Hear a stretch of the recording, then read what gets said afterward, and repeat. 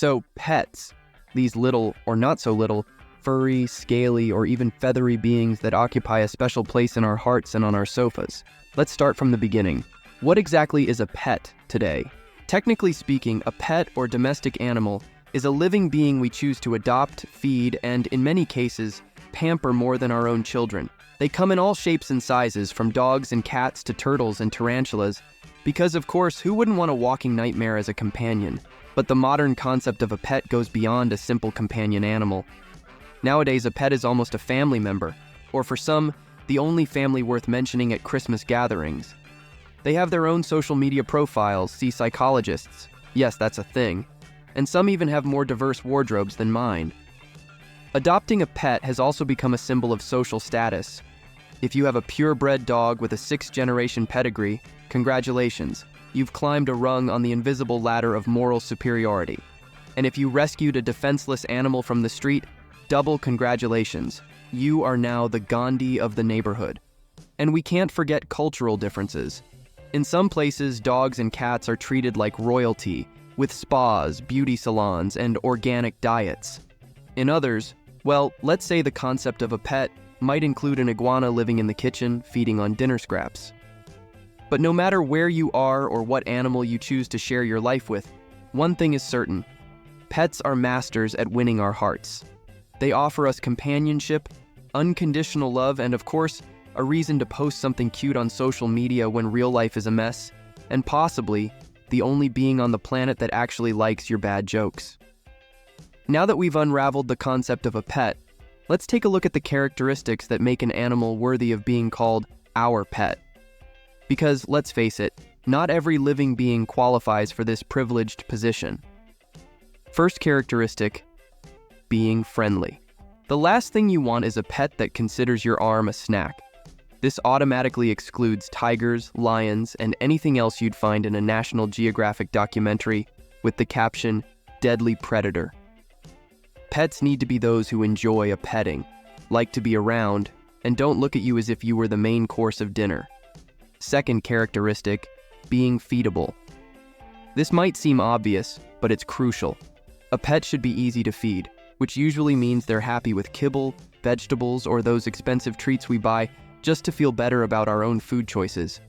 If your pet needs a diet of fresh meat hunted by you, you're caring for a predator, not a pet.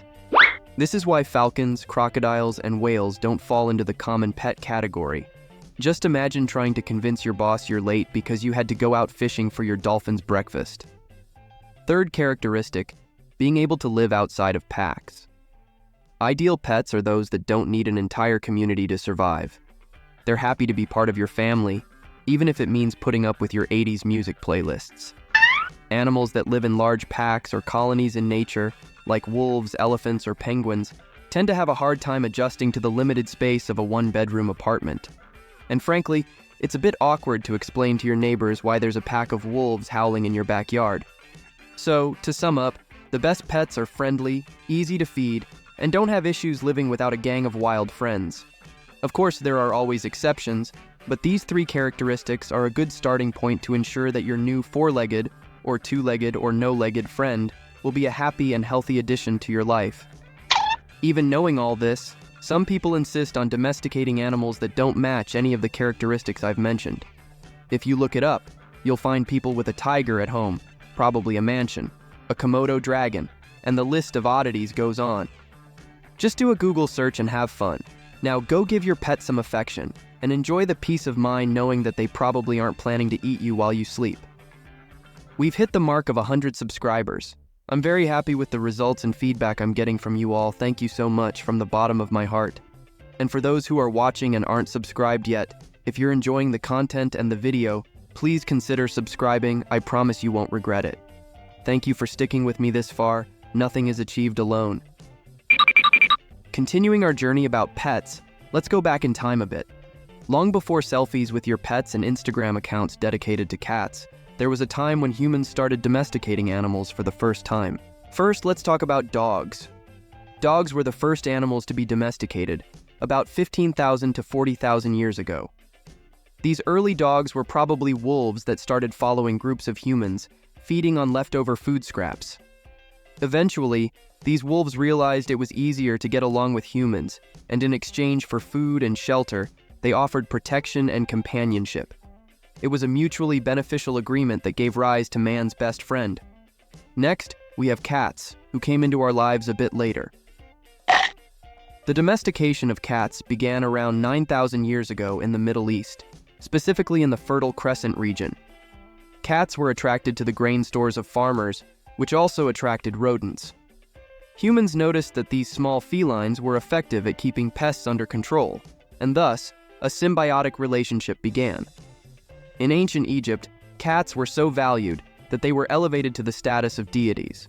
Bastet, the Egyptian goddess of home, cats, and fertility, was often depicted as a woman with a cat's head, symbolizing the importance of these felines in Egyptian society. That's why we have so many dogs and cats in the world. From the very beginning, it was with them that this pet story started, so we must respect all the years they carry on their backs. If you really want to get a pet, you must provide proper care, be responsible, and loyal. After all, they have been our faithful companions for millennia and deserve all our love and attention.